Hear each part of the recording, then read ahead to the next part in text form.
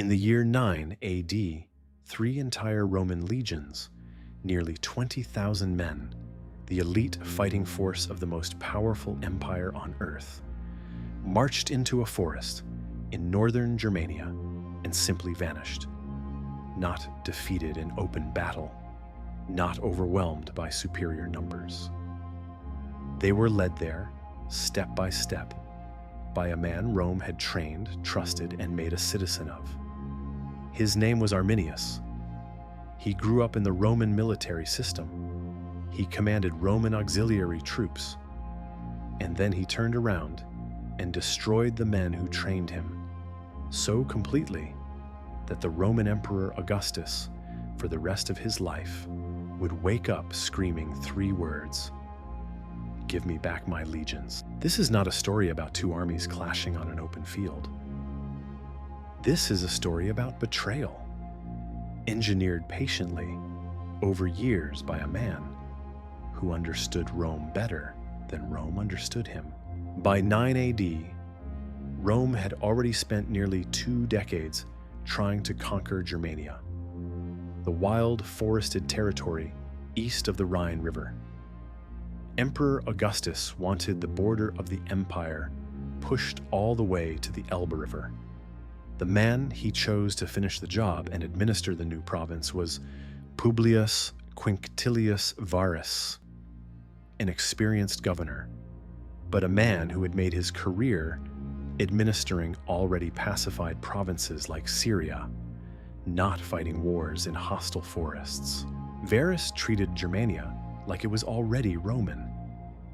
He began imposing Roman law, Roman taxes, Roman administrative systems on tribes that had only recently stopped being fully independent. He believed genuinely that the Germanic tribes had accepted Roman rule. He was wrong. And one man made sure he stayed wrong for as long as possible. Arminius was the son of a Cherusci chieftain, one of the Germanic tribes nominally allied with Rome. As a young man, he had been sent to Rome, likely as a hostage of sorts, to guarantee his tribe's loyalty, a common Roman practice. But instead of just being held, he was educated in Roman military tactics, granted Roman citizenship, given the rank of equestrian, and given actual command of Germanic auxiliary troops fighting for Rome. He learned everything: Roman formations, Roman logistics, Roman command structure, and most importantly, exactly how Roman commanders thought.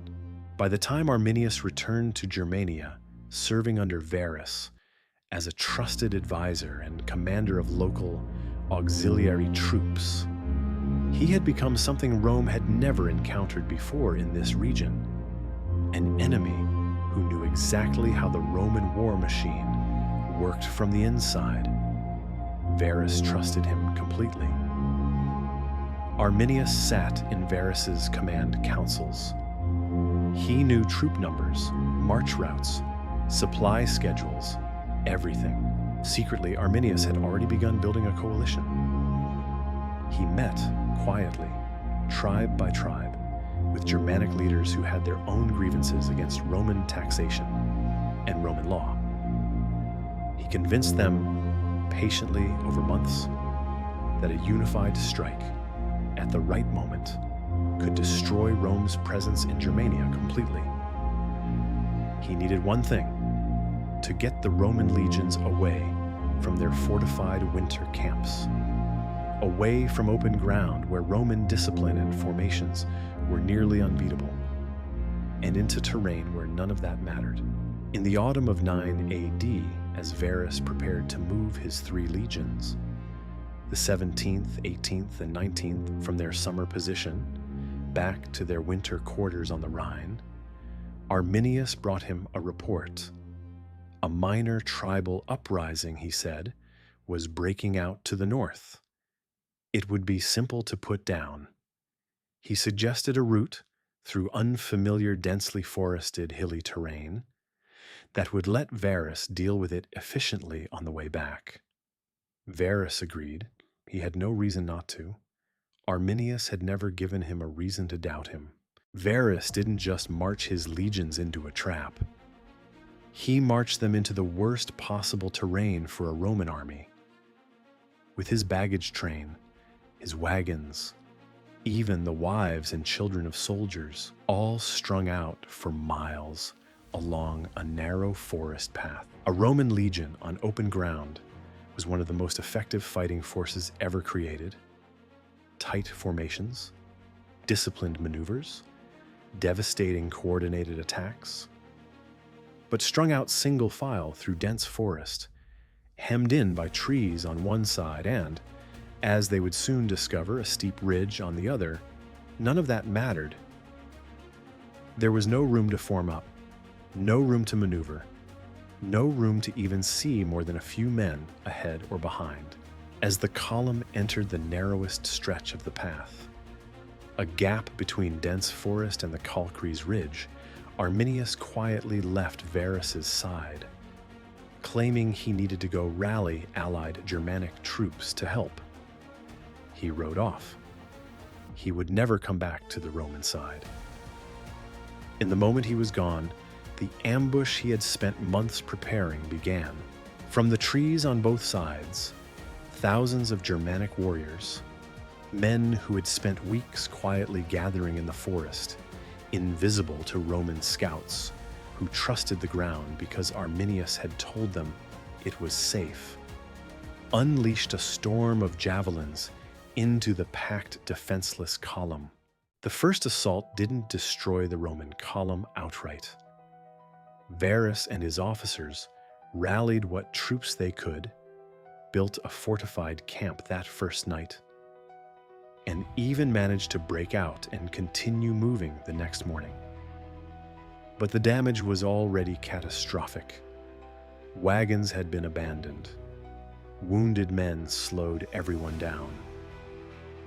And every mile forward led deeper into terrain Arminius had chosen specifically because he knew every ridge, every choke point, every place an ambush would work best. Over the next 3 days, the Romans tried repeatedly to break out of the forest and reach open ground. Each time, Arminius's coalition of tribes, Cherusci, Marsi, Chatti, and others he had personally recruited, struck from the trees, then melted back into the forest before the Romans could form up and counterattack. It wasn't one battle. It was a rolling, days-long massacre, each mile costing more men than the last. By the fourth day, the surviving Romans were exhausted, starving, and surrounded on ground that gave them no way to form the disciplined lines that had made Rome's army feared across the known world. Varus, seeing that defeat was total and certain, and knowing capture by tribes who had no interest in Roman mercy meant something far worse than death, took his own sword and fell on it in the ancient Roman tradition reserved for commanders who had lost everything. What followed the final collapse was not a battle anyone could call a fight. Scattered survivors were hunted through the forest for days. Roman historians would later write that the eagle standards of 2 of the 3 legions, the sacred symbols each legion carried into battle, considered almost holy, were captured by the Germanic tribes. Losing a legion's eagle was considered one of the deepest disgraces in the entire Roman military tradition. Rome lost 3. When word reached Rome, the historian Suetonius records that Emperor Augustus was so devastated he refused to cut his hair or beard for months and would periodically bang his head against the palace doorframe, crying out, "Quintile var legiones rede."